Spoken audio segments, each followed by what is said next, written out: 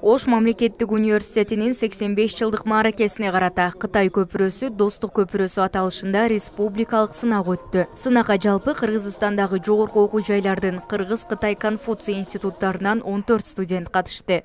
Бул Кытай тили көпүрөсү аттуу иш-чара 23 финалдык иш болуп жатат. Бул жеңүүчүнү жеңип чыккандан кийин Кытай мамлекетиндеги Пекин шаарындагы ушу конкурстун кайра уландысына катышууга мүмкүндүк алат. Сынакта катышуучулар 3 баскычта мелдешишти. Алгач Кытай тилинде өздөрү туулган жери жана окуу жайы тууралуу маалымат беришти. Экинчи турда калыстар тобу тарабынан берилген тапшырмаларды аткарып, суроолорго жооп беришти. Үчүнчү этапта жаштар өз таланттарын көрүүчүлөргө тартуулап, Кытай тилин, адабиятын жана маданиятын даңазалаган ыр-бийлерди аткарышты.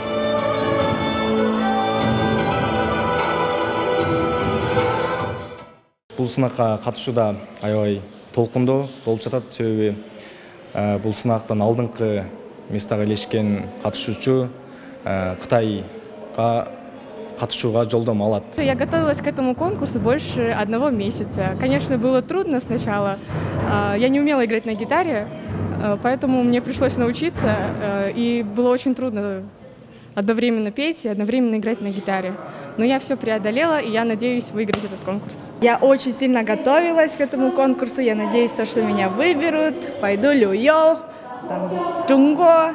Студенттердин номерлерин Кытай эл республикасынын Кыргызстандагы элчисинин кеңешчиси, Кытайдан келген өкүлдөр жана Ош мунун окутуучулары баалады.